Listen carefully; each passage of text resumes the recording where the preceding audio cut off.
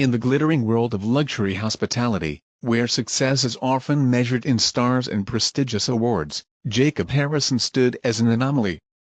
At 48 years old, the self-made billionaire and owner of the Grand Horizon hotel chain defied every stereotype of a typical hospitality mogul. His story wasn't one of inherited wealth or prestigious business school degrees.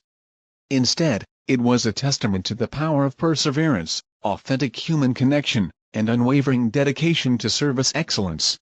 Born into a working-class family in suburban Detroit, Jacob's introduction to the hospitality industry came not through boardroom meetings or investment portfolios, but through the humble position of a bellhop at the age of 16. The Pinewood Motel, a modest establishment on the outskirts of town, became his first classroom in the art of hospitality.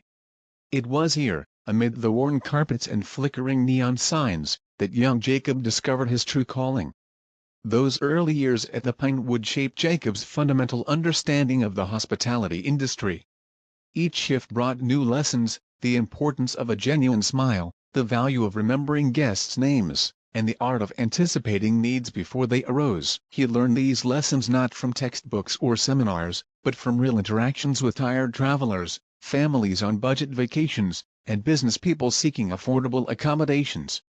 What set Jacob apart, even in those early days, was his extraordinary ability to see beyond the immediate tasks of his job. While other teenagers might have viewed the position as merely a way to earn pocket money, Jacob approached each shift with the curiosity of an entrepreneur and the dedication of a future owner. He kept a small notebook in his back pocket, jotting down observations about guest preferences, operational inefficiencies, and potential improvements. This habit would later become legendary among his employees, as the billionaire CEO still carried a similar notebook, though now it was leather-bound and monogrammed.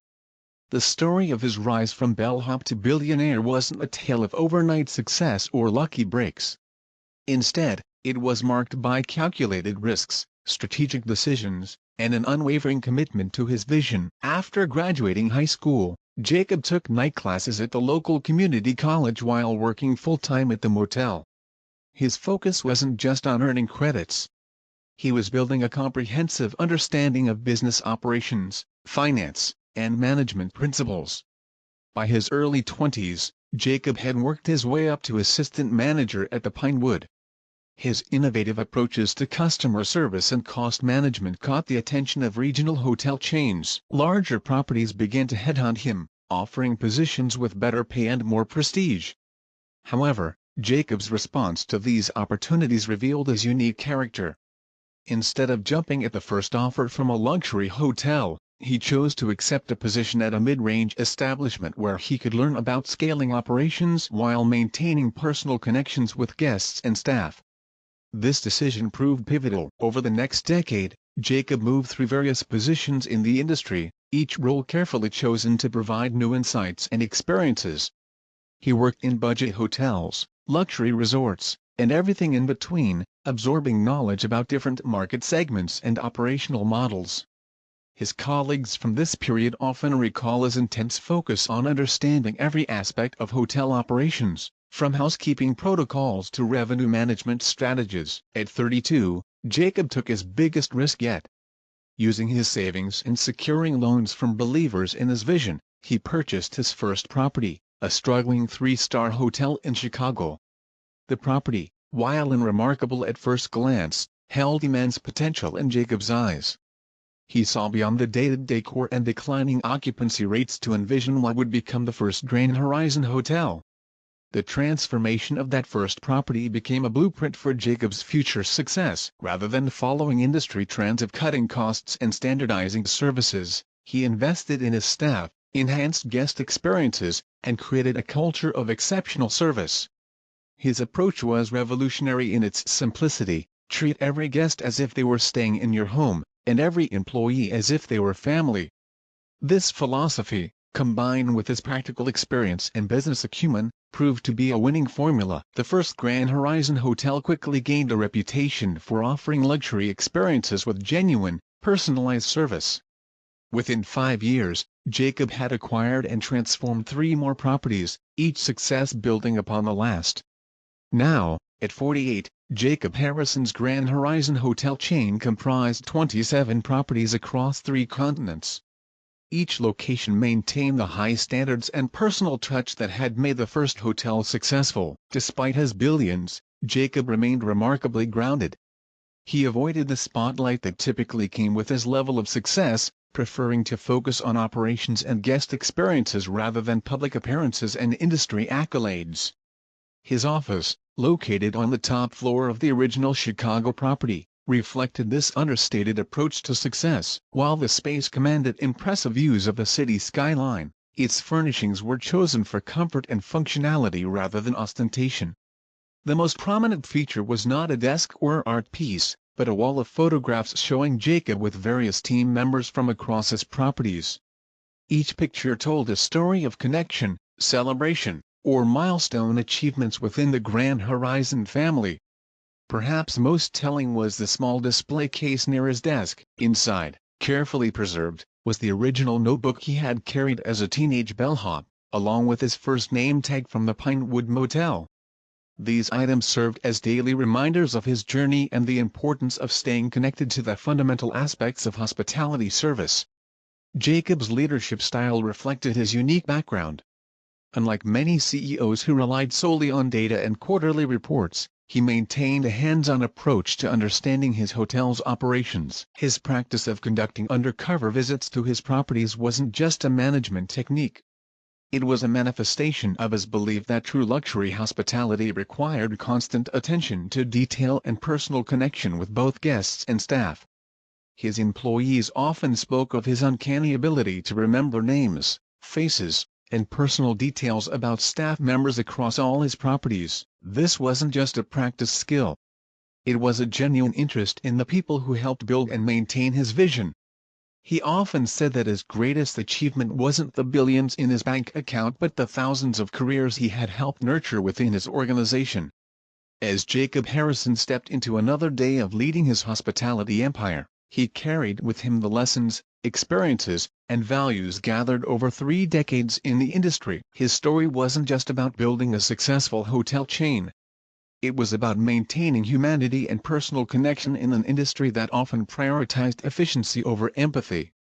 His journey from bellhop to billionaire served as an inspiration, not just for its financial success, but for proving that one could reach the pinnacle of business achievement without losing touch with the fundamental values of hospitality and human connection. Jacob Harrison's decision to conduct undercover visits to his hotels wasn't born from a single moment of inspiration, but rather evolved from a series of experiences and observations that shaped his understanding of leadership in the hospitality industry. As the Grand Horizon hotel chain expanded, he found himself increasingly surrounded by spreadsheets, board meetings, and quarterly reports, all necessary elements of running a billion-dollar enterprise, but far removed from the direct, personal connections that had fueled his passion for hospitality in the first place.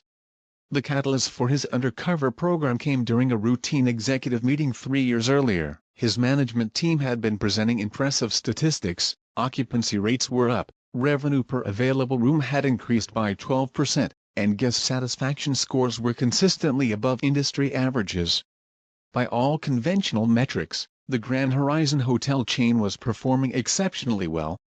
Yet something in these polished presentations left Jacob feeling disconnected from the heart of his business. During that meeting, a young analyst had presented a particularly detailed report about guest feedback.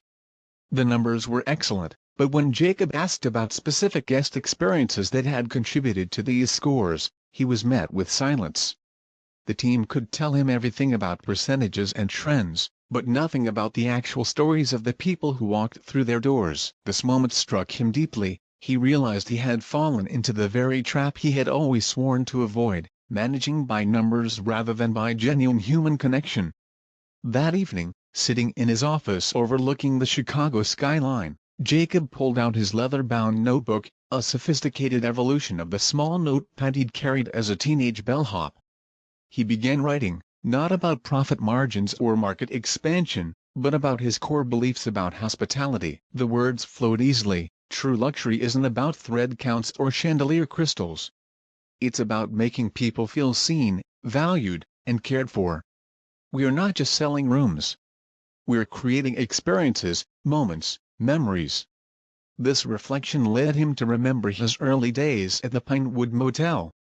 Back then, he knew every regular guest by name, understood their preferences, and could anticipate their needs before they arose. He knew which travelers preferred extra pillows, who needed a quiet room away from the ice machine, and which guests appreciated a fresh pot of coffee first thing in the morning. This intimate knowledge of guest preferences wasn't gathered from surveys or data analytics, it came from direct observation, interaction, and genuine care. Jacob's undercover visits began as an experiment. He chose his first hotel carefully, a mid-sized property in Seattle that had recently joined the Grand Horizon family. Using his own reservation system, a fact that still amused him, he booked a standard room under the name James Howard. He selected clothes that would help him blend in, well-worn jeans, a simple sweater, and comfortable walking shoes. The only item he couldn't bring himself to leave behind was his father's old watch, a constant reminder of his roots and values. That first undercover stay revealed insights that no amount of data could have provided. He noticed how the front desk staff's warm smiles sometimes didn't quite reach their eyes during the late-night shift, suggesting fatigue that wasn't visible in their performance metrics. He observed how guests struggled with the new automated check-in kiosks that his technology team had praised so highly in presentations. He saw how housekeepers rushed through rooms near the end of their shifts, not from laziness but from exhaustion after handling an increased workload that looked perfectly reasonable on paper but proved challenging in practice. Most importantly, he listened to conversations, not just the formal exchanges between staff and guests, but the casual remarks, the whispered frustrations, and the spontaneous moments of joy that made up the true fabric of hotel life. He heard guests sharing stories over breakfast, staff members supporting each other during difficult moments, and the countless small interactions that either enhanced or diminished the hotel experience. These observations led to immediate changes. The automated check-in kiosks were reprogrammed to be more user-friendly, with staff members stationed nearby during peak hours to assist guests who preferred human interaction. Housekeeping schedules were adjusted to include proper breaks and more realistic room assignments. The night shift received additional support and recognition for their crucial role in maintaining 24-hour hospitality. But beyond these practical adjustments, Jacob's undercover visits served a deeper purpose. They kept him connected to the fundamental truth that had driven him since his days as a bellhop. Hospitality is, at its core, a human industry. While technology, efficiency, and luxury amenities all played important roles, the heart of the business lay in the connections formed between people. As his undercover program evolved, Jacob developed a system for these visits. He would spend at least one night each month in a different Grand Horizon property, alternating between locations and seasons. He created different personas, sometimes a business traveler, other times a tourist, occasionally even a lost soul seeking refuge from personal troubles. Each role allowed him to experience his hotels from a different perspective and interact with staff members in various situations. He maintained strict rules for these visits. No one except his most trusted assistant knew his schedule or whereabouts during these stays. He used cash for incidental purchases and avoided direct contact with senior management. He trained himself to respond naturally to his alias, and developed backstories for his various personas that allowed him to engage authentically with staff and other guests. The insights gained from these undercover stays influenced every aspect of Grand Horizon's operations. Training programs were revised to emphasize emotional intelligence alongside technical skills. Employee benefits were adjusted based on real-world needs observed during his visits.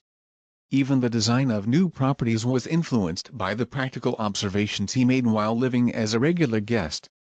Perhaps most significantly, these experiences helped Jacob maintain his empathy and understanding for both guests and staff. He never forgot the nervous energy of checking into a hotel after a long day of travel, the gratitude for a kind word from a housekeeper, or the simple pleasure of a well-made bed at the end of a tiring day. These weren't just abstract concepts to him, they were lived experiences that he continued to share with his guests. The practice of going undercover also helped Jacob identify and reward exceptional employees who demonstrated genuine care and professionalism without knowing they were serving the company's owner. He kept detailed notes about staff members who went above and beyond, often finding ways to recognize and promote them through proper channels without revealing the true source of his knowledge. As Jacob prepared for each new undercover visit, he felt a mixture of excitement and purpose. These experiences weren't just about maintaining quality control or gathering intelligence, they were about staying true to his fundamental belief that the hospitality industry was built on human connections.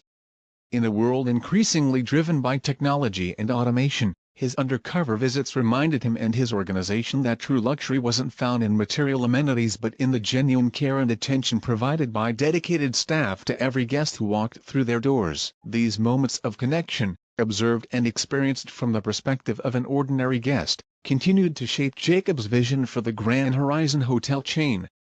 They ensured that despite its growth and success, the company never lost sight of its core mission, to provide not just a place to stay, but a genuine experience of warmth, comfort, and human kindness to every guest who chose to make Grand Horizon their home away from home. The Chicago winter had painted the city in a palette of grays and whites, with occasional bursts of holiday color brightening the urban landscape. As evening descended upon the magnificent mile, Jacob Harrison stood before the mirror in his penthouse apartment, methodically transforming himself from a billionaire hotel magnate into an ordinary traveler. The metamorphosis was both physical and psychological, a ritual he had perfected over years of undercover visits. The process began with his wardrobe. Gone was the bespoke Italian suit that typically adorned his frame, replaced by a navy blue sweater purchased from a department store, comfortable but unremarkable. His tailored trousers gave way to well-worn jeans, selected specifically for their lived-in appearance. The handmade Oxford shoes were exchanged for scuffed walking shoes that told stories of actual miles walked rather than boardrooms navigated. Each item had been carefully chosen to craft his alternate persona. The sweater, while warm and functional, was slightly pilled at the elbows, the kind of wear that couldn't be artificially created but came from genuine use. The jeans bore authentic fade marks around the knees and pockets, telling the tale of a man who lived in his clothes rather than simply wore them. Even the walking shoes, though clean, showed signs of real travel, their soles slightly worn on the outer edges in a way that spoke of many miles covered. The most challenging part of his transformation wasn't the clothing, it was the accessories, or rather, their absence. Jacob removed his platinum wedding band, replacing it with a simple gold one that matched his cover story as a widowed business consultant. His custom-made glasses were exchanged for an older pair with slightly thicker frames, subtly altering the shape of his face. The designer watch that typically adorned his wrist, a gift from his board of directors on the company's 10th anniversary, was carefully stored away. In its place, he fastened his father's old Timex, its worn leather strap and scratched face telling a story of honest work and modest means. This watch was no prop. It was perhaps the most authentic piece of his disguise, a family heirloom that connected him to his roots and reminded him of why he had started these undercover visits in the first place. The final touch was a Chicago Cubs baseball cap, pulled low over his brow. Not the pristine kind sold in tourist shops, but one that had weathered several seasons of actual games, its brim naturally curved from use rather than artificial shaping. It was the kind of hat worn by someone who actually followed baseball rather than someone trying to look like they did. As he studied his reflection, Jacob noticed how these simple changes altered not just his appearance but his entire demeanor. His posture naturally shifted, becoming less commanding, more casual. The sharp, analytical gaze that had intimidated countless boardroom opponents softened into something more approachable. Even his smile changed, becoming less measured, more genuine. The transformation complete, Jacob gathered his props for the evening, a well-worn leather messenger bag containing a laptop, stripped of all corporate connections, a paperback novel, dog-eared and coffee-stained, and a moderate amount of cash. No credit cards that could be traced back to his real identity would be used during this visit. The December evening air bit sharply as he stepped out of his private elevator into the back alley rather than the main lobby of his residential building. The wind whipped down the canyon of skyscrapers, carrying with it the first tints of snow. Chicago in December was a city transformed, its harsh edges softened by holiday decorations and the promise of winter magic, even as its practical residents hurried through the cold with determined efficiency. He could have taken a taxi to the Grand Horizon Chicago, but that wouldn't have been true to his character. Instead, he joined the stream of commuters heading into the subway station, his shoulders hunched against the cold like everyone else's. The rhythm of the city's public transportation system was familiar to him from his early days, before success had elevated him to private cars and helicopter transfers. The subway car he boarded was crowded with a mix of tourists, shoppers laden with holiday purchases, and workers heading home or to evening shifts. Jacob found a spot standing near the door, one hand gripping the overhead rail, the other holding his messenger bag close, a habitual gesture of any experienced city dweller. The gentle sway of the car, the murmur of conversations in multiple languages, the occasional screech of wheels on rails, all of it contributed to his immersion in his alternate identity. As the train wound its way through the city, Jacob observed his fellow passengers, noting how they too were preparing for evening transitions. Business people loosened their ties and kicked off uncomfortable shoes, retail workers massaged tired feet, tourists consulted maps and guidebooks with varying degrees of confusion. These were the real people who kept the city moving, the kind of people who would soon be his fellow guests at the Grand Horizon. Emerging from the subway station nearest the hotel, Jacob was struck by how different the property looked from this approach. Usually, he arrived via the private entrance, whisked directly to his office or the executive floors. Now, he saw what his guests saw, the soaring glass and stone facade rising against the darkening sky, the warm glow of the lobby light spilling onto the sidewalk, the doormen in their winter uniforms assisting arrivals with practiced efficiency. The Grand Horizon Chicago was one of the crown jewels of his empire, a perfect blend of historic architecture and modern luxury. The building had started life in the 1920s as a bank, and many of its original Art Deco features had been preserved in the conversion to a hotel. The brass revolving doors still bore their original elaborate engravings, now polished to a warm glow by decades of passing hands. The lobby's marble floors, imported from Italian quarries nearly a century ago, had been carefully restored to their original luster. Standing across the street, Jacob took a moment to observe the choreography of arrival and departure that played out before the hotel's entrance. Luxury cars pulled up alongside modest taxis, while some guests, like himself, arrived on foot. The doorman treated each arrival with the same courteous efficiency, whether they were helping with designer luggage or weathered backpacks. Through the vast windows, he could see the lobby's famous crystal chandelier, its thousands of facets catching and reflecting the early evening light. The piece had been commissioned specifically for the hotel, designed to echo the building's Art Deco heritage while incorporating modern elements. It was a perfect metaphor for what the Grand Horizon brand represented, respectful of tradition but not bound by it, elegant without being ostentatious, impressive without being intimidating. As snowflakes began to fall, adding a final touch of winter atmosphere to the scene, Jacob adjusted his baseball cap and shouldered his messenger bag. Taking a deep breath of the cold air, he allowed himself one last moment of transition. With each step toward the revolving door, he shed another layer of his true identity, until by the time he reached the threshold, he was fully embodied in his role as just another business traveler seeking shelter from the Chicago winter. The transformation was complete. Jacob Harrison, billionaire hotel owner, had disappeared into the evening, replaced by Jake Howard, traveling consultant. As he pushed through the revolving door into the warm embrace of his own hotel's lobby, he was ready to experience his creation as his guests did, to see through their eyes, feel through their experiences, and understand through their perspectives. The evening ahead held the promise of insights that no executive report could provide, and lessons that no boardroom could teach.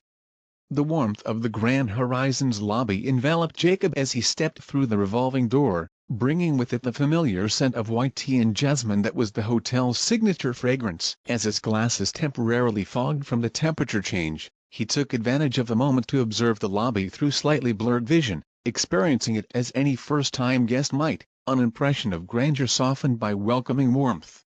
The marble floors gleamed beneath his feet, their patterns telling silent stories of the countless travelers who had crossed them over the decades. The subtle lighting from the crystal chandelier above created an atmosphere that was both elegant and intimate, despite the lobby's soaring ceiling. At this hour, the space held a perfect balance of energy and calm, business travelers returning from meetings, tourists coming back from shopping expeditions, and new arrivals seeking refuge from the December cold.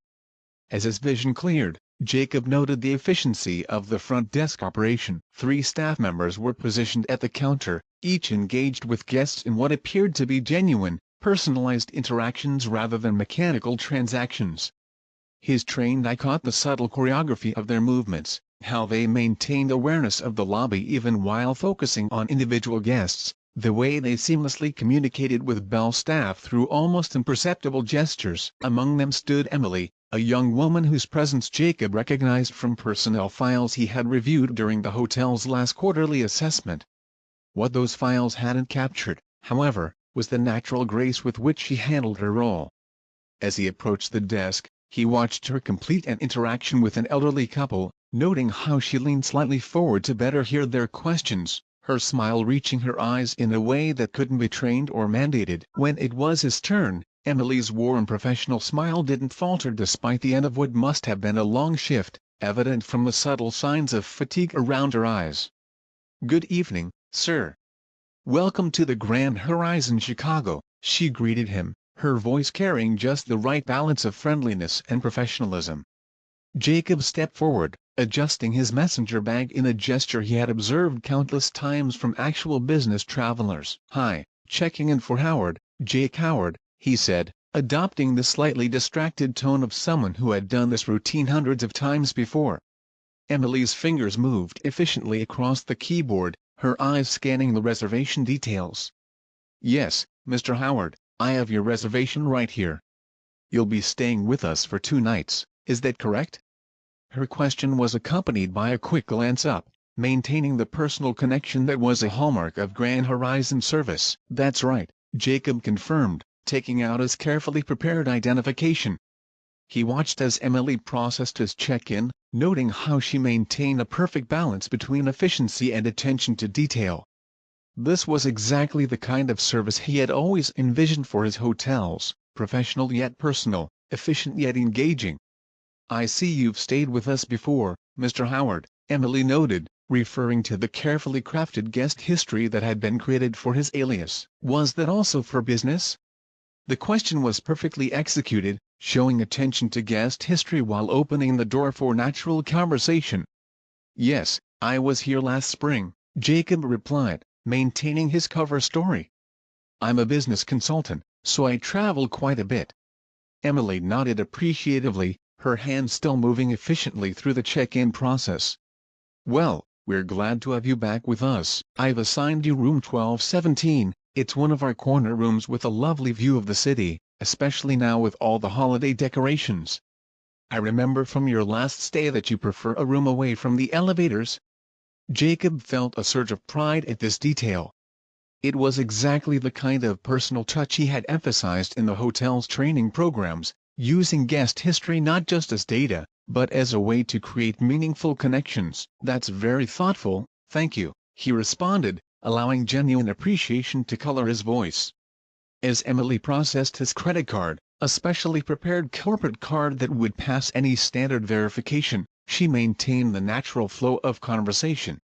"The weather forecast is showing snow for tomorrow. Will you be spending much time out in the city during your stay?" It was a seemingly casual question, but Jacob recognized it as part of the hotel's service protocol, gathering information that could be used to enhance the guest's stay. "Just some meetings in the loop," he replied, playing his part. "Nothing too demanding." Emily completed the check-in process with practiced efficiency, assembling his key packet with careful attention to detail. "I've included our winter dining guide," she explained, pointing to an elegantly designed brochure. "Our rooftop restaurant and figure, Horizon 40, has recently launched a new seasonal menu that's receiving wonderful reviews. Would you like me to make a reservation for you?" Again, Jacob noted the perfect balance in her approach, informative without being pushy, helpful without being overbearing. "Not tonight, but maybe tomorrow," he responded, maintaining the slightly tired demeanor of a business traveler at the end of a long day. "Of course," Emily nodded understandingly. "When you're ready, just dial 0 from your room phone or stop by the front desk. We'll be happy to arrange that for you." She handed him his key packet with a smooth, professional gesture. "You'll find the elevators just past the lobby lounge to your right. Would you like assistance with your bag?" Jacob declined with a polite smile, adjusting his messenger bag. "No need, I travel light." He noticed how Emily maintained eye contact as she gave him final directions to the elevators, her attention never wavering despite the arrival of new guests behind him. "Welcome back to the Grand Horizon, Mr. Howard," she concluded with a warm smile. "If there's anything you need during your stay, please don't hesitate to let us know. Have a wonderful evening." As Jacob turned away from the desk, he made mental notes about the interaction. Emily's performance had been exemplary, professional yet personal, efficient yet engaging. She had demonstrated every aspect of the service standards he had established for the Grand Horizon brand, but had done so in a way that felt natural rather than rehearsed.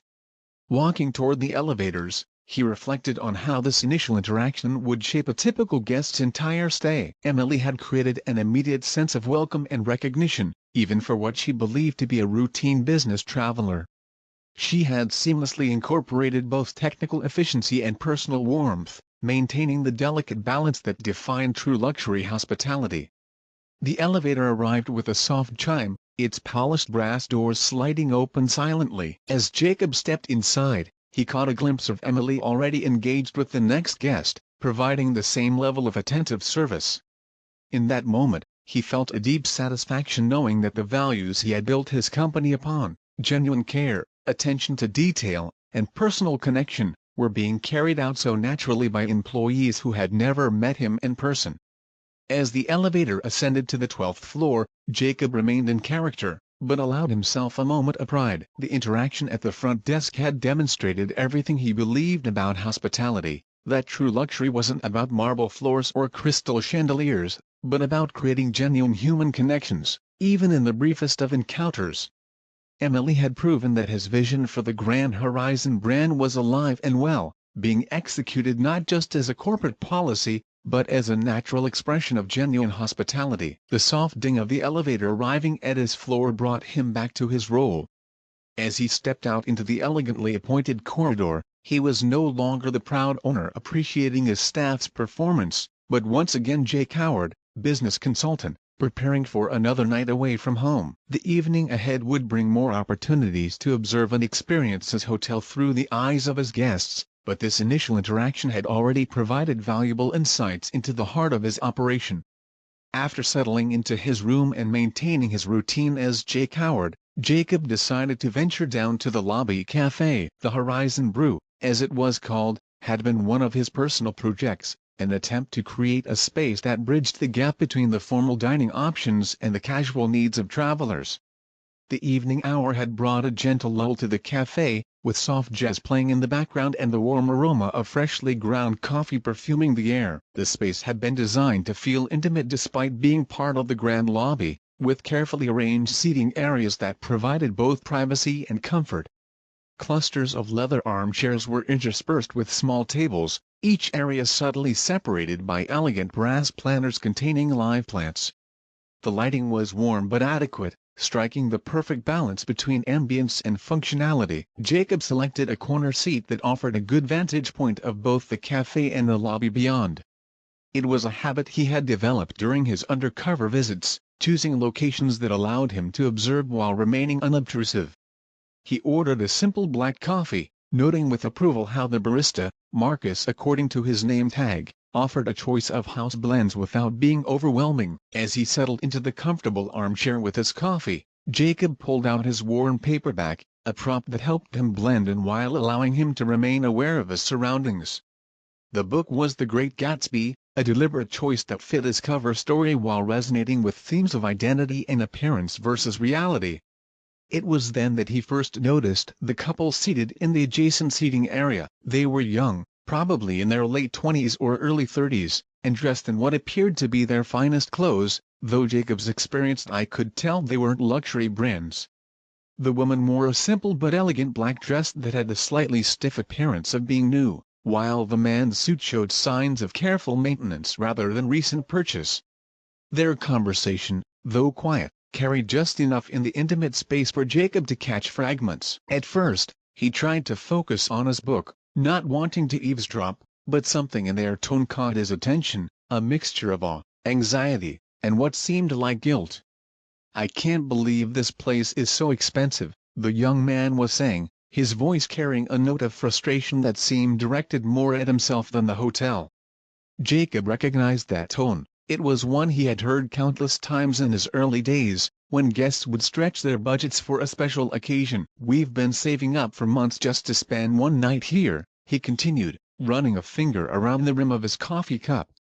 The gesture spoke of nervousness, of someone trying to justify a significant expense.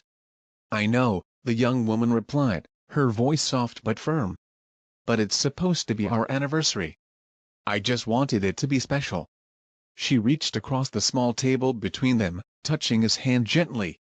"Besides, you've been working so hard, and you deserve this." Jacob found himself leaning in slightly, drawn by the raw honesty in the conversation.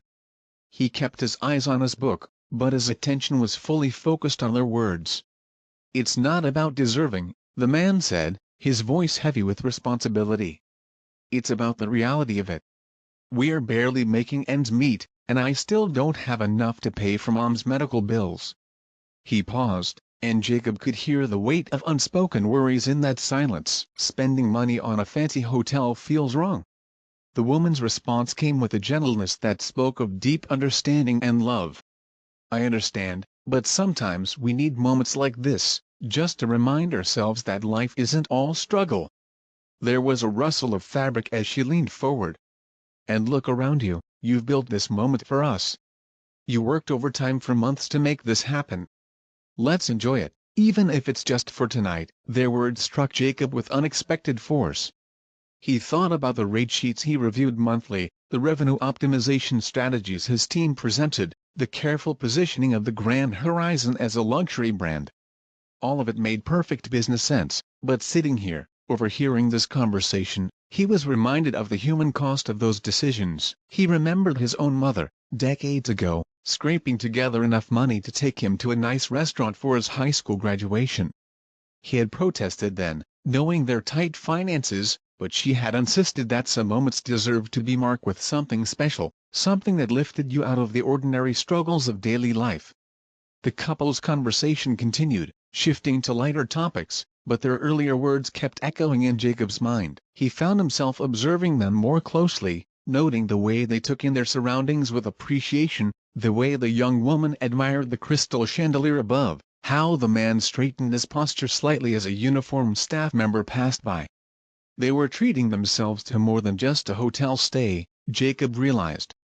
They were buying a dream, a brief escape from their daily responsibilities, a chance to feel like they belonged in this world of luxury and elegance. It was something he had understood instinctively in his early days in the industry, but somewhere along the way, amid quarterly reports and expansion strategies, that understanding had become abstract. As he sat there, maintaining his cover as Jake Howard while processing what he was hearing, Jacob began to see his entire operation in a new light. Every decision made in boardrooms, every policy implemented across the chain, every rate adjustment and service standard, all of it ultimately came down to moments like this, to people making sacrifices to create memories. The young man's mention of medical bills particularly haunted him. How many other guests were making similar trade-offs? How many were choosing between practical necessities and the kind of experiences his hotels offered? The Grand Horizon was meant to be exclusive, yes, but had they crossed the line between exclusivity and exclusion? He watched as the couple finished their coffee, noting how they seemed to savor every moment, every sip, every small luxury. The woman gently brushed cookie crumbs from her new dress, while the man carefully folded his napkin, small gestures that spoke of people determined to belong in this environment, if only for one night. Their conversation had shifted to their plans for the evening, discussing which of the hotel's restaurants they should try, weighing their options against their budget. Jacob could hear the careful mental calculations in their discussion, the way they tried to balance their desire to fully experience the hotel with their financial reality. "Maybe we could just order room service?" the woman suggested, trying to sound enthusiastic rather than compromising. "That way we could really enjoy the room we spend so much on." The man's response was warm, loving. "No, let's do dinner at the restaurant. You got dressed up so beautifully, and this is our anniversary. We'll figure out the rest later." Jacob felt a tightness in his chest at their words. He had always prided himself on creating hotels that delivered exceptional experiences, but now he wondered about the cost of those experiences, not just in dollars, but in the sacrifices people made to access them. As the couple stood to leave, gathering their courage to face the formal restaurant and figure, Jacob remained in his seat, his book forgotten in his lap. He watched them walk away, noted their attempt to project confidence despite their uncertainty, saw how they drew strength from each other. This moment, he realized, would become a crucial turning point in his understanding of his own business. The conversation he had overheard would lead to changes, not just for this couple, but for how the Grand Horizon approached its mission of hospitality. But for now, he remained in character, just another guest in a lobby cafe, while his mind began to formulate ways to honor the trust and sacrifice that guests like these invested in his hotels. The December morning brought with it a soft blanket of snow that transformed Chicago's urban landscape into a winter wonderland. Jacob had spent a restless night in room 1217, his mind repeatedly returning to the conversation he had overheard in the cafe. The couple's words had stirred something deep within him, bringing back memories of his own struggles and sacrifices, memories that success had not erased but had perhaps muted over time. He rose early, maintaining his cover as Jake Howard while preparing for what he knew would be a pivotal morning. The hotel's fitness center wouldn't open for another hour, giving him the perfect excuse to head to the restaurant for breakfast. He chose his outfit carefully, the same well-worn jeans from the previous evening, paired with a comfortable sweater that spoke of casual confidence rather than wealth. The Horizon Gallery, the hotel's main restaurant and figure, was just beginning its breakfast service when Jacob arrived. The space was a masterpiece of design, with floor-to-ceiling windows offering dramatic views of the snow-covered city. The morning light filtered through the falling snow, creating an almost ethereal atmosphere in the elegant dining room. He spotted Alex and Mia, he had learned their names from checking the reservation system during his sleepless night, seated at a small table near the windows. They were sharing what appeared to be a single breakfast plate between them, another small sign of the careful budgeting that made Jacob's heart heavy. Making a decision that felt both spontaneous and inevitable, Jacob approached their table. "Good morning," he said warmly, adopting the friendly manner of his Jake Howard persona. "I hope you don't mind, I couldn't help but overhear your conversation in the cafe last night. Would you mind if I joined you?" The couple exchanged a quick glance, surprise mixed with a touch of embarrassment, before Alex gestured to the empty chair. "Please, join us," he said, his voice carrying a hint of the same strain Jacob had heard the previous evening. As Jacob settled into the chair, he noticed more details about the couple. Alex's hands showed the subtle signs of manual labor, a mechanic's hands, he would later learn, while Mia's fingers bore the slight stains of art materials.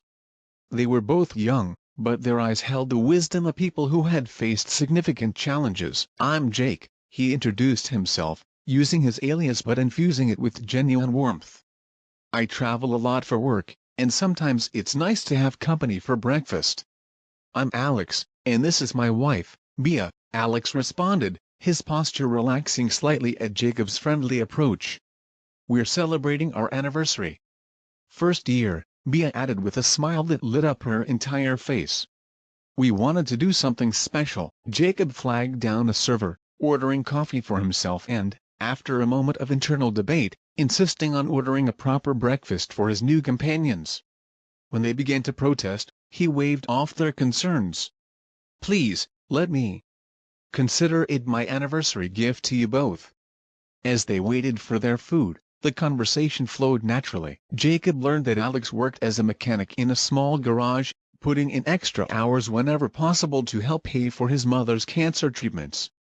Mia taught art part-time at a local elementary school while pursuing her own artistic dreams, creating paintings that she sold at local craft fairs. "It's not much," Alex said, discussing their life with a mixture of pride and frustration, "but we make it work. Most months, anyway." "The medical bills are the hardest part," Mia added, placing her hand over her husband's. Alex's mom, she's the sweetest person you'll ever meet. She was diagnosed last year, and even with insurance." Her voice trailed off, but Jacob understood. He thought about his own mother, how she had worked multiple jobs to support him after his father's death, how she had never complained even when things were at their toughest. "Tell me about your mom," Jacob encouraged gently, watching as Alex's expression softened at the mention of his mother. "She raised me by herself," Alex began, his voice thick with emotion. "Worked as a nurse for 30 years, always taking care of others. Now that she needs care herself." He paused, struggling to maintain his composure. "It just feels wrong, you know? Spending money on the hotel when she needs treatment." "But she insisted we come," Mia interjected, her voice gentle. "Said we needed to celebrate love, especially during hard times. She even contributed to our savings for the stay, wouldn't take no for an answer." Jacob felt a profound connection to their story. He remembered his own mother's insistence on celebrating life's moments, even when their budget was stretched thin. "Sometimes," he said carefully, "the most important investments we make aren't practical ones. They're the ones that feed our souls." The breakfast arrived, and Jacob watched as Alex and Mia tried to maintain their composure at the sight of the generous spread. He had ordered a variety of dishes, fresh fruit, pastries, eggs prepared several ways, and specialty items from the menu. It was the kind of breakfast they had likely denied themselves when ordering earlier. "My mother used to say something similar," Mia said, selecting a fresh croissant with careful appreciation. "She always told me that beauty and joy weren't luxuries, they were necessities. That's why I teach art. Sometimes, especially when things are hardest, we need something beautiful to remind us what we're working for." As they ate, the conversation deepened. Alex spoke about his dreams of opening his own garage someday, while Mia shared her artistic aspirations. They weren't looking for handouts or sympathy, they were simply two people working hard to build a life together while facing challenges that would break many others. "The hardest part," Alex confided, after the conversation had built a bridge of trust between them, "is feeling like we're always one emergency away from everything falling apart.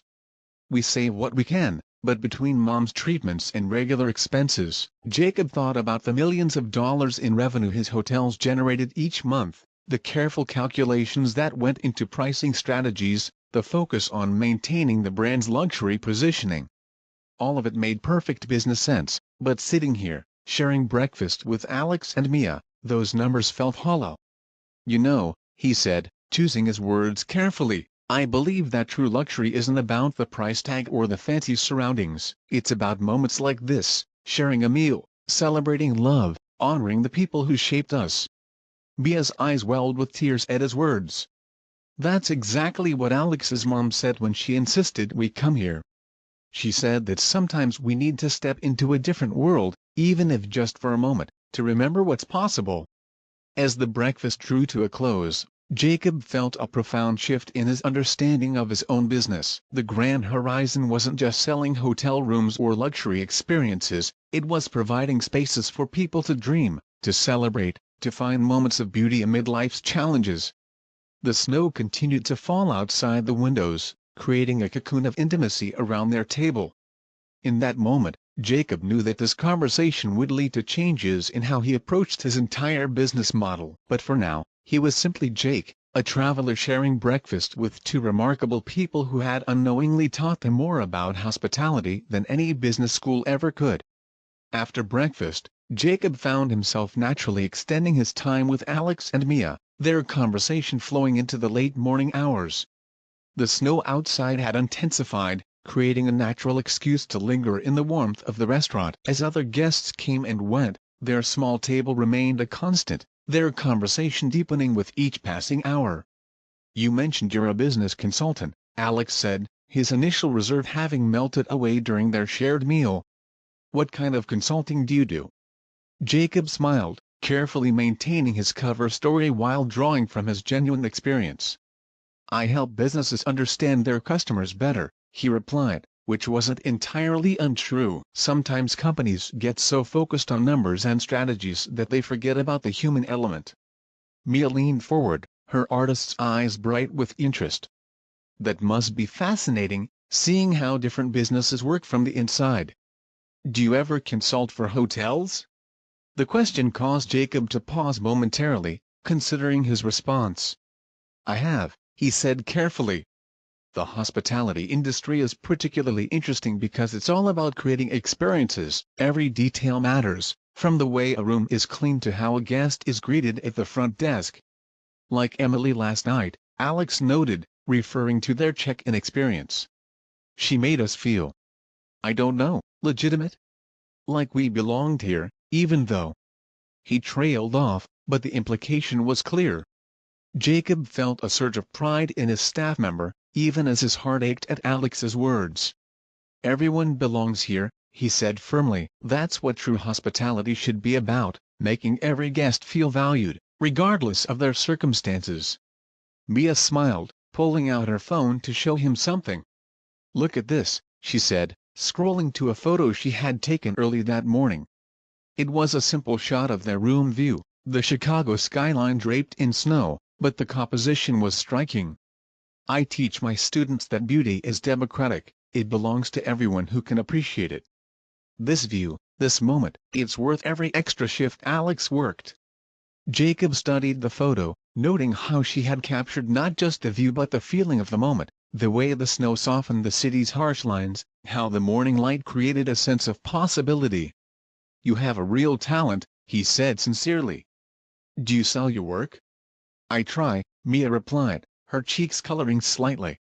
Local art fairs mostly. I dream of having my own gallery someday, but for now, it's about building a portfolio between teaching assignments. The kids' enthusiasm keeps me going, they see possibility in everything. Alex watched his wife with obvious pride. Show him the mural project, he encouraged. The one you did at the elementary school. As Mia scrolled through more photos, showing a vibrant mural she had created with her students, Jacob found himself increasingly moved by their story. Here were two young people facing significant challenges, yet they maintained their dreams, their creativity, their desire to contribute something beautiful to the world. The garage where I work, Alex added, warming to the conversation, it's not much to look at, but we treat every customer like they matter. Some of them are barely getting by, driving cars that should have been retired years ago. We try to work with them, spread payments out when we can. My boss understands, he gave me extra shifts when mom's medical bills started piling up. Jacob thought about his own company's payment policies, the strict rules about deposits and cancellations. That kind of flexibility can make a huge difference in people's lives, he observed. Sometimes business isn't just about maximizing profit. Exactly. Alex's eyes lit up with passion. That's what I want to do if I ever open my own shop, create a place where people know they'll be treated fairly, where they won't have to choose between fixing their car and buying groceries. The conversation shifted to their dreams for the future, and Jacob found himself increasingly impressed by their practical idealism. They weren't waiting for success to make a difference, they were already doing it in their own ways, through art lessons and payment plans and small acts of kindness. Mom always said that wealth isn't just about money, Alex reflected, his voice growing softer. She spent her whole nursing career proving that. Even now, during her treatments, she's always asking about her nurses' families, remembering details about their lives. Mia reached for her husband's hand. That's where Alex gets it from, that ability to care about others even when things are tough. You should see him with his customers, especially the elderly ones who come in scared about their car problems. Jacob thought about his own journey, how easy it was to lose touch with these fundamental human connections when dealing with spreadsheets and board meetings. Your mother sounds like a remarkable woman, he said to Alex. Someone who understands that service to others is about dignity, not just transactions. She would love this place, Mia said, gesturing around them. Not because it's fancy, but because of how it makes you feel. Like you matter. Like your special moments are worth celebrating. The snow continued to fall outside, creating an intimate atmosphere in the restaurant. Jacob noticed how other guests glanced curiously at their table, probably wondering about the lengthy conversation between an apparent business consultant and a young couple. But in that moment, He felt more himself, more connected to his true purpose, than he had in many boardroom meetings. "You know," he said, choosing his words carefully, "sometimes I think we overcomplicate things in business. We create elaborate strategies and systems, but at its core, it's about people. About understanding their needs, their dreams, their struggles." Alex nodded thoughtfully. "That's what Mom always said about nursing. Sure, you need all the technical knowledge, but if you forget that you're dealing with people, real people with fears and hopes and families, then you're missing the whole point." "It's the same with art," Mia added. "You can master all the techniques, but if your work doesn't connect with people on an emotional level, it's just pretty pictures. That's what I try to teach my students, that art is about communication, about sharing something meaningful." As their conversation continued, Jacob found himself taking mental notes, not as a CEO conducting research, but as a human being learning valuable lessons about service, dignity, and the true meaning of hospitality. Every story they shared, every insight they offered, reinforced his growing conviction that his hotels needed to find a better balance between luxury and accessibility, between profitability and purpose. The morning stretched on, and Jacob realized that this conversation, this genuine connection with two young people who had unknowingly walked into his hotel and into his consciousness, would change more than just their lives. It would change how he approached his entire business, how he understood the responsibility that came with creating spaces where people came to celebrate their most precious moments. After parting ways with Alex and Mia, Jacob found himself drawn to the quiet corner of the lobby where he had first overheard their conversation. His mind was racing with possibilities, the weight of his position as owner of the Grand Horizon chain suddenly feeling less like a burden of responsibility and more like an opportunity for meaningful action. He pulled out his phone, careful to maintain his cover as Jake Howard while making what would be a pivotal call. Emily was still at the front desk, her shift having started early that morning. "Front desk, this is Emily. How may I assist you?" "Emily, this is Jake Howard from room 1217, Jacob began, his voice carefully modulated to maintain his persona.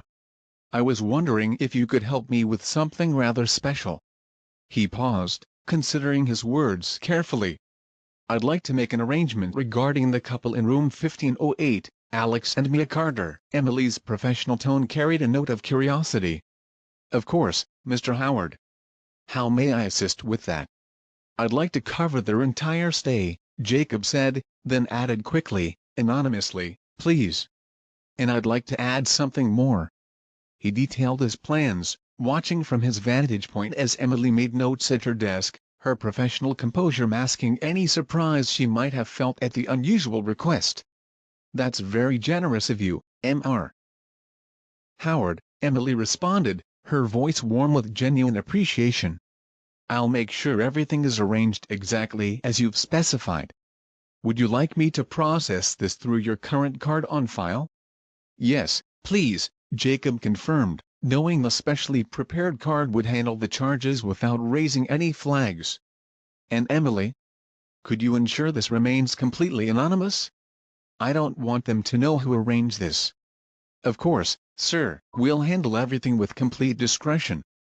After ending the call, Jacob remained in his corner, watching as Emily began to set his plan in motion. He observed her making several calls, her movements efficient but unhurried, maintaining the professional demeanor that had impressed him during check-in. Within an hour, the pieces of his plan began falling into place. He watched as the hotel's florist delivered a carefully arranged bouquet to the front desk, white roses and lilies, elegant but not ostentatious. The card would simply read "Happy Anniversary" with no signature. Emily handled each detail with precise care, ensuring everything was arranged perfectly. Next came the more substantial elements of a surprise. Jacob had arranged for a series of thoughtful additions to their stay, a private dinner reservation at the hotel's rooftop restaurant and figure Horizon 40, with a specially curated menu that wouldn't overwhelm them with choices. A couple's spa treatment scheduled for the afternoon. And a late check-out the following day to allow them to fully enjoy their extended stay. But the most important part of his plan was yet to come. He had asked Emily to prepare a special note to be delivered with their final bill, or rather, what would appear to be their final bill until they discovered it had been fully covered. This note would explain that an anonymous guest had been moved by their story and wanted to contribute to their celebration. Jacob knew the risk he was taking. His position as owner meant he could have simply comped their room through official channels, but that would have raised questions. Instead, he chose to maintain his cover as Jake Howard, the business consultant who had shared breakfast with them, while arranging these surprises through proper guest channels. As he watched the plan unfold, Jacob reflected on the conversations they had shared. Alex's dedication to his mother's care, Mia's passion for teaching art, their combined strength in facing life's challenges, all of it had touched him deeply. This wasn't just about providing a free hotel stay. It was about honoring their love story, their sacrifices, and their dreams. He thought carefully about each element of the surprise, ensuring nothing would make them uncomfortable or feel like charity. The dinner reservation included a note suggesting the best views of the city, making it feel like insider advice rather than special treatment. The spa appointments were scheduled with enough advance notice to allow them to plan their day. Every detail was designed to enhance their experience while maintaining their dignity. From his vantage point, Jacob could see Alex and Mia returning from their morning walk in the snow, their faces flushed with cold and happiness. They stopped at the front desk, where Emily greeted them with a warm smile, perfectly maintaining her composure as she informed them about the complimentary spa appointments that had been included with their anniversary package. Jacob watched as surprise and joy spread across their faces. Mia's hand flew to her mouth, while Alex's posture shifted between disbelief and gratitude. Emily handled the moment perfectly, making it seem like a natural part of the hotel's service rather than a special arrangement. As the couple moved toward the elevators, clearly stunned by this unexpected turn of events, Jacob felt a profound sense of satisfaction. This wasn't the large-scale charitable initiative he would later create, but rather a personal response to a human connection that had reminded him of his own journey. He spent the next hour in the lobby, ostensibly working on his laptop but actually coordinating more details through careful phone calls and messages. Each element was planned to build throughout their stay, the flowers arriving first, then the spa announcement, the dinner reservation details delivered mid-afternoon, and finally, the news about their bill being covered would come at checkout. Jacob arranged for small touches as well, a plate of chocolate-covered strawberries to be delivered before dinner, a bottle of non-alcoholic sparkling cider for their room, a late-night snack menu left during turn-down service. Each item was chosen to create moments of joy without overwhelming them with luxury they might find uncomfortable. The hotel staff, led by Emily's subtle coordination, executed each element perfectly. They maintained the perfect balance between attention and discretion, ensuring Alex and Mia felt special without feeling scrutinized. Jacob observed it all from his careful distance, noting how each staff member involved seemed to take genuine pleasure in being part of the secret mission of kindness. As evening approached, Jacob made one final call to Emily. "I'd like to add one more thing," he said, still in character as Jake Howard. "Could you arrange for a small gift to be delivered to their room tomorrow morning?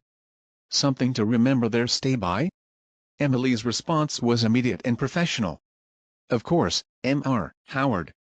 Did you have something specific in mind?"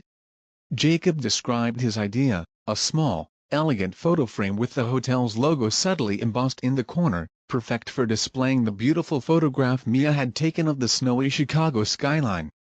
It would be accompanied by a note suggesting that some moments deserved to be remembered. As he ended the call, Jacob felt a deep sense of satisfaction. His immediate response to their story had evolved into something more meaningful than a simple gesture of generosity. He had created a series of moments that would hopefully become cherished memories for Alex and Mia, while maintaining the anonymity that made the gestures about them rather than about him. Through his position as a secret observer, Jacob could see how his arrangements were affecting not just Alex and Mia, but also his staff. There was a subtle buzz of excitement among those in the know, a shared sense of participation in something special. It reminded him that true hospitality wasn't just about standard operating procedures and service metrics, it was about creating genuine human connections and meaningful moments. Back in his office a week later, Jacob Harrison sat in contemplative silence, the early morning light streaming through the floor-to-ceiling windows of his executive suite. The events at the Chicago property had profoundly affected him, catalyzing a transformation in his thinking about the very purpose of his hotel chain.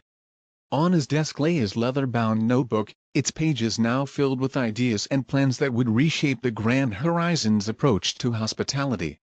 The meeting with his executive team was scheduled for 9 o'clock, and Jacob had deliberately arrived 2 hours early to organize his thoughts. He had spent the past week immersed in financial reports, occupancy statistics, and market analyses, but not in the way he usually did.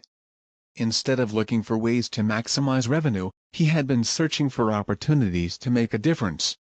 Sarah Chen, his chief of staff and most trusted advisor, was the first to arrive. She had been with the company almost since its inception, and she could read Jacob's mood better than anyone. "You've been different since your return from Chicago," she observed, settling into one of the leather chairs across from his desk. "Something happened during that undercover visit, didn't it?" Jacob smiled, appreciating her directness. "I met someone," he began, then quickly added, "or rather, I met a story. A young couple celebrating their anniversary while struggling with medical bills.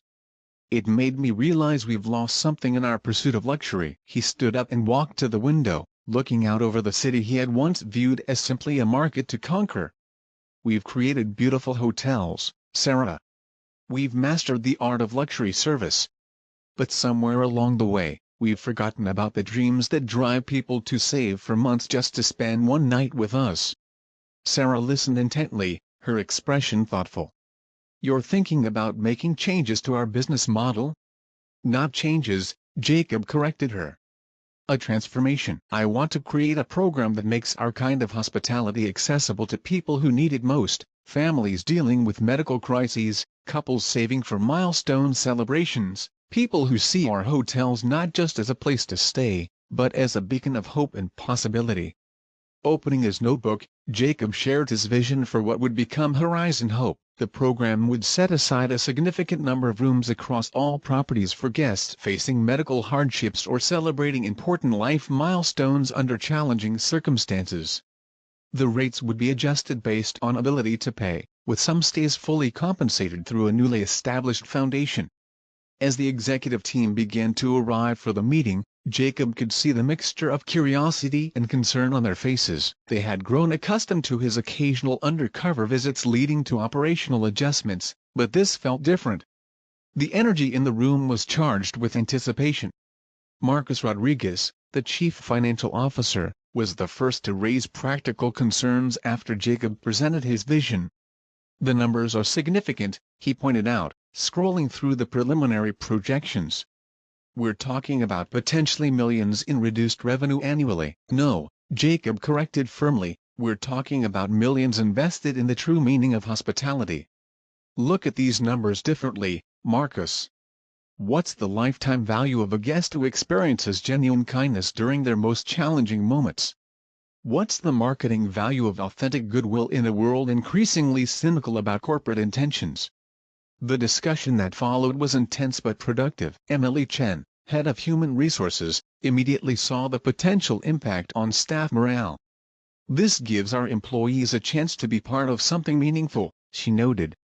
"It aligns with the values we claim to uphold."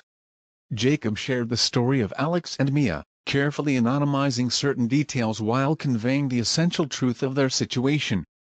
He described how every staff member involved in creating their special experience had shown increased engagement and pride in their work. "This isn't just about giving away free rooms," he explained.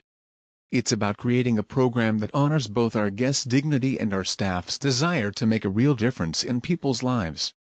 The marketing team, initially quiet, began to see the possibilities. "We could create a completely different kind of luxury brand narrative," David Park, the chief marketing officer, mused. "One that defines luxury not just by thread count and amenities, but by the depth of human connection and compassion." As the meeting progressed, Jacob's vision began to take concrete shape. The Horizon Hope program would be structured with clear guidelines but flexible enough to accommodate unique situations. A dedicated team would be created to review applications and coordinate with local hospitals and social services organizations. "I want this to be more than a corporate social responsibility initiative," Jacob emphasized. "This needs to be integrated into our core identity as a company. Every employee, from housekeeping to management, should understand that creating moments of hope is as much a part of their job as providing excellent service." The logistics were complex but not insurmountable. The legal team began working on frameworks to protect both the company and the program's beneficiaries. The operations team started identifying ways to integrate the program without disrupting standard service levels. The finance team explored tax implications and potential partnerships with medical institutions. By the end of the 4-hour meeting, what had started as one man's transformation had begun to spark a corporate evolution. The energy in the room had shifted from skepticism to enthusiasm, from concern about costs to excitement about possibilities. Sarah, who had remained quietly observant through most of the discussion, finally spoke up. "This reminds me of something you said when we opened our first hotel," she said to Jacob. "You told me that true luxury isn't about exclusivity, it's about making people feel valued. This program brings us back to that fundamental truth." Jacob nodded, remembering that conversation from years ago. "We've built a successful business by creating exceptional experiences," he said. "Now it's time to make those experiences accessible to people who need them most." The next several hours were spent developing an implementation timeline. The program would begin with a pilot at the Chicago property, a fitting tribute to where the inspiration had originated, before rolling out across the chain. Training programs would be developed to ensure staff understood not just the mechanics of the program but its spirit. As the day drew to a close and the last of the executives filed out, Jacob remained in his office, adding final notes to his leather-bound notebook. The transformation he had experienced during his undercover visit was now spreading outward, touching every aspect of his organization. He thought about Alex and Mia, wondering if they knew that their story had sparked something so significant. He thought about all the other stories out there, of people facing challenges with dignity, of dreams deferred but not abandoned, of moments of joy carved out of difficult circumstances. The Horizon Hope program would be his way of honoring those stories, of using his success to create spaces where hope could flourish. It wasn't just about providing luxury accommodations. It was about recognizing that sometimes, a beautiful moment in a beautiful place could provide the strength needed to face life's challenges. As night fell over the city, Jacob made one final note in his book: "Luxury without compassion is merely expense. True hospitality must make room for hope." The transformation was complete, but in many ways, it was just the beginning. The Grand Horizon New York's Grand Ballroom had been transformed for the launch of the Horizon Hope program. Crystal chandeliers cast a warm glow over the gathered crowd, a carefully curated mix of media representatives, healthcare partners, community leaders, and hotel staff from across the chain. But among all the distinguished guests, Jacob's eyes kept returning to two particular faces in the audience: Alex and Mia Carter. Their invitation had been handled with careful consideration. A formal letter had arrived at their home 3 weeks earlier, explaining that they had been selected as special guests for the launch of a new Grand Horizon initiative.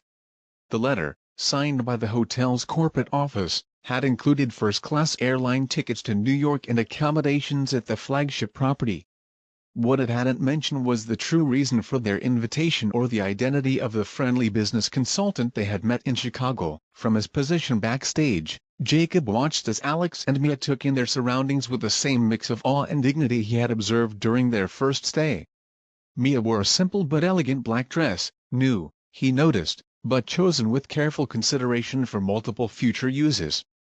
Alex's suit fit better than the one from their anniversary stay, though he still carried himself with the slightly self-conscious air of someone more comfortable in work clothes. Sarah Chen appeared at Jacob's side, clipboard in hand. "Everything's ready," she said softly. "The media has been briefed, the presentation is cued, and all the key participants are in place. Are you sure you want to include the personal story?" Jacob nodded, adjusting his tie. "It's essential. This program isn't about corporate philanthropy, it's about recognizing the dignity in every guest's story. Alex and Mia helped me remember that." They deserve to know their part in it. The lights dimmed slightly, and the gentle chime called the audience to attention. Jacob took a deep breath, centered himself, and walked onto the stage. The spotlight found him as he approached the podium, and for a moment, he allowed himself to observe the contrast between this moment and his undercover visits. "Good evening," he began, his voice carrying clearly through the ballroom. "I'm Jacob Harrison, and I'm honored to welcome you to the launch of Horizon Hope." He paused, letting his gaze sweep across the audience before settling briefly on Alex and Mia. The flash of recognition hadn't hit them yet. His appearance was too different from Jake Howard's casual demeanor. The Grand Horizon Hotel chain has always prided itself on providing exceptional experiences, he continued. "We've built our reputation on understanding luxury. But recently, I learned an important lesson about the true meaning of hospitality from two remarkable guests." In the audience, he saw Alex and Mia exchange glances, a slight furrow appearing in their brows as something in his voice triggered a memory. 3 months ago, I visited our Chicago property as part of my regular practice of experiencing our hotels as a guest. During that stay, I had the privilege of meeting a young couple celebrating their first anniversary. Their story, of sacrifice, love, and dignity in the face of challenges, reminded me of something essential about our mission. Now he could see the moment of realization dawning on their faces. Mia's hand flew to her mouth, while Alex sat up straighter, his eyes widening with recognition. This couple, and I see them here tonight, though they knew me then as Jake Howard, a business consultant, taught me more about hospitality in 2 days than I had learned in years of board meetings. They showed me that true luxury isn't about exclusivity or price points. It's about creating spaces where moments of joy can flourish even in difficult times. The audience's attention shifted subtly, some turning to follow his gaze to Alex and Mia, who were now sitting in stunned silence. Jacob continued, his voice warm with genuine emotion. "Alex and Mia Carter had saved for months to spend one night in our Chicago hotel. They did this while managing significant medical bills for Alex's mother's cancer treatment. They did it because they believe that celebrating love, marking special moments, matters, especially during hard times." He moved away from the podium, speaking more directly to the audience. "Their story made me question everything about how we approach hospitality. What good is luxury if it's only accessible to a few? What's the true purpose of our hotels if not to provide spaces where people can find moments of peace, joy, and hope?" Jacob then outlined the Horizon Hope program, explaining how it would set aside rooms across all properties for families dealing with medical crises, how it would create special rates for milestone celebrations for those facing financial challenges, and how it would partner with hospitals and community organizations to identify those who could benefit most. "But this program isn't charity," he emphasized. "It's a recognition that true hospitality must make room for hope. Every guest who comes through our doors, regardless of their circumstances, deserves to feel valued, respected, and welcomed." As he spoke, screens behind him displayed images of the program's first pilot phase in Chicago, families finding respite from hospital rooms, couples celebrating precious moments, staff members engaged in meaningful service. Each image reinforced the program's emphasis on dignity and genuine hospitality. "And now," Jacob said, his voice softening, "I'd like to invite Alex and Mia Carter to join me on stage. Their story inspired this program, and it's only fitting that they help us launch it officially." The spotlight found them in the audience, and after a moment of hesitation, they made their way to the stage. Jacob could see the mix of emotions on their faces: surprise, understanding, and something deeper, a recognition of the role they had played in something larger than themselves. As they reached them, Jacob stepped away from the podium to greet them properly. "I hope you'll forgive the deception," he said quietly, before turning back to the microphone. "Alex and Mia never asked for special treatment. They simply showed me, through their love and dignity, what our hotels could mean to people facing challenges while celebrating life's precious moments." Mia, finding her voice, stepped to the microphone. "We had no idea," she said, her voice carrying clearly despite her emotion.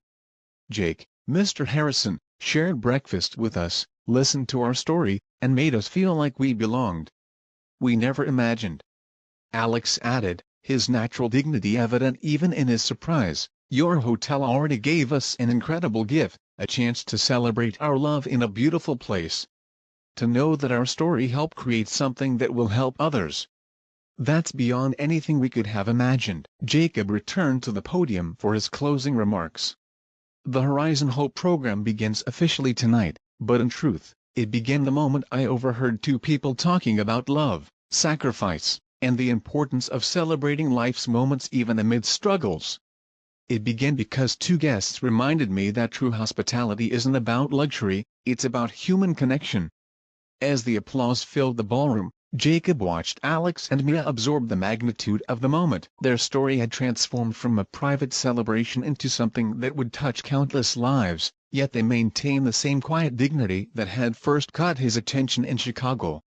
The revelation was complete, but in many ways, it was just the beginning. As the formal presentation ended and the evening moved into its celebration phase, Jacob knew that this moment of truth would lead to many more stories of hope, many more moments of connection, and a new understanding of what luxury and hospitality could mean in a world hungry for both beauty and compassion.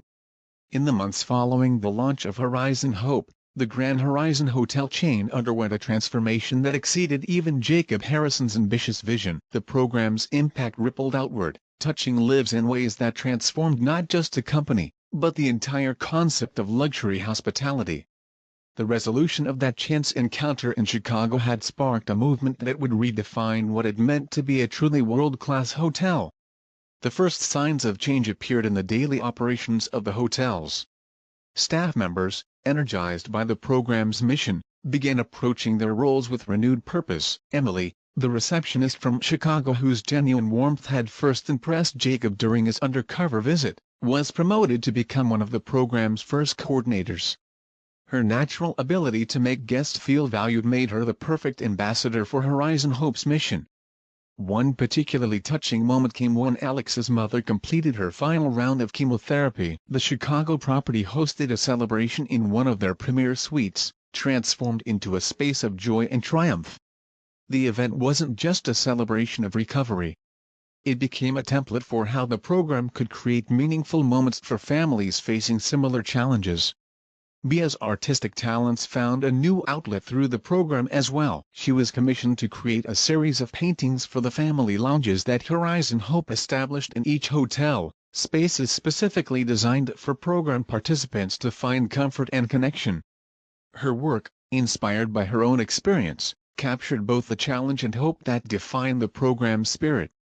The financial impact of the program proved more positive than even the most optimistic projections had suggested. While the direct revenue from program rooms was indeed reduced, the initiative attracted a new category of loyal guests, people who chose Grand Horizon specifically because of its commitment to compassionate hospitality.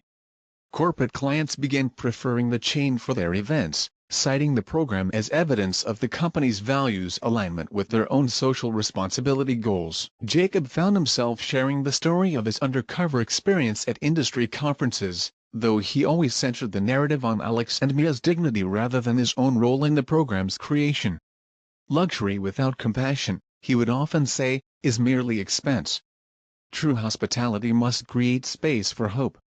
The program's structure evolved based on early experiences and feedback. A network of partnerships developed with major medical centers across the country, creating seamless referral systems for families traveling for treatment. Local artists, inspired by Mia's example, began contributing works to the family lounges in their cities, creating unique spaces that reflected each community's character while maintaining the program's core mission.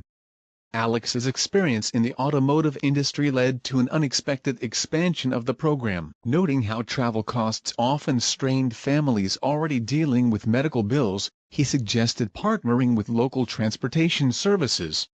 This led to the creation of the Horizon Hope Transportation Network, a coalition of car services and local mechanics who provided reliable, dignified transportation for program participants.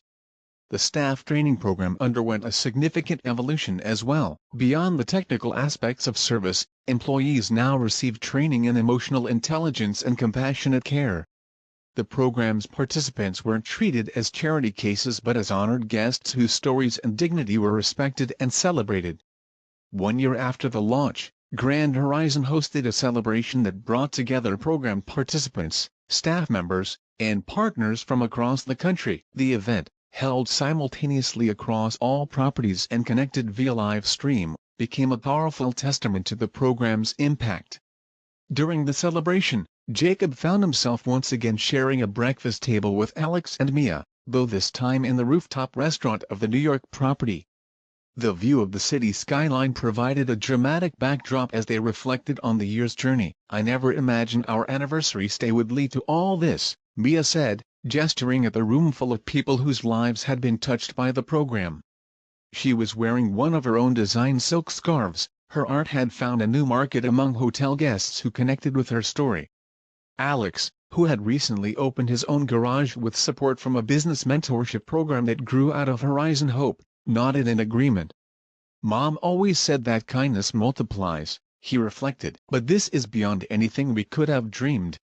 Jacob watched as the couple interacted with other program participants, noting how naturally they had stepped into their roles as unofficial ambassadors of hope. Their story had become part of the Grand Horizon legend, not because of their need, but because of their dignity in facing challenges. The program's success led to industry-wide changes. Other hotel chains began developing their own initiatives, though none quite captured the authentic spirit that made Horizon Hope special.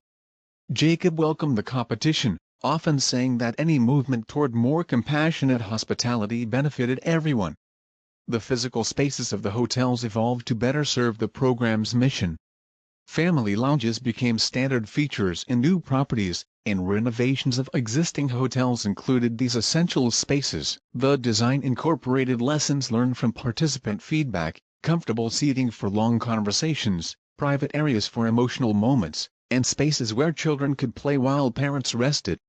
Medical partnerships expanded to include wellness programs, recognizing that healing involved more than just medical treatment. The hotels began offering modified spa services for patients, meditation spaces, and even gentle exercise classes designed for those recovering from illness or surgery. The program's impact on staff retention and satisfaction exceeded all expectations. Employees found deeper meaning in their work, leading to lower turnover rates and higher service quality. The ability to make a real difference in guests' lives created a sense of purpose that transformed the entire workplace culture. Jacob instituted a tradition of monthly undercover visits to different properties, though now his focus was less on service standards and more on understanding the evolving needs of program participants. Each visit reinforced his conviction that true luxury lay in creating spaces where dignity and hope could flourish. The accounting department created new metrics to measure the program's success, going beyond traditional hospitality indicators to track what they called hope metrics: the number of families served, the strength of community partnerships, the long-term relationships developed with guests who returned to celebrate milestones after their challenges were overcome. The program's alumni became its strongest advocates. Families who had found refuge in Grand Horizon properties during medical treatments returned to celebrate recoveries. Couples who had celebrated anniversaries through the program became regular guests, often requesting to stay in the same rooms where they had first experienced the hotel's embrace. The media narrative around Grand Horizon shifted from luxury and exclusivity to compassionate excellence. The chain became known not just for its 5-star amenities but for its 5-star heart. Industry awards began including categories for social impact, with Horizon Hope consistently setting the standard for corporate responsibility in hospitality. Research universities began studying the program's impact on both the business model and patient outcomes. Early studies suggested that providing comfortable, dignified spaces for families dealing with medical challenges actually contributed to better recovery rates. The program's success challenged conventional wisdom about the relationship between luxury hospitality and social responsibility. As the program entered its second year, Jacob found himself back in the Chicago property, sitting in the same cafe where he had first overheard Alex and Mia's conversation. The space had been subtly redesigned to create more intimate seating areas, inspired by how that chance encounter had changed so many lives. Emily, now running the program's Chicago operations, joined him for coffee. "You know what's remarkable?" she said, watching a family check in at the front desk. "We are not just providing rooms anymore. We're providing hope." Jacob nodded, thinking of all the stories that had unfolded within these walls since that snowy December evening. "That's the true meaning of hospitality," he replied. "Creating spaces where people can find strength, dignity, and hope, especially when they need it most." The resolution of his undercover journey had created something far more valuable than profitable hotels. It had created a legacy of compassion, a new understanding of luxury, and a movement that continued to ripple outward, touching lives and transforming the very nature of hospitality itself.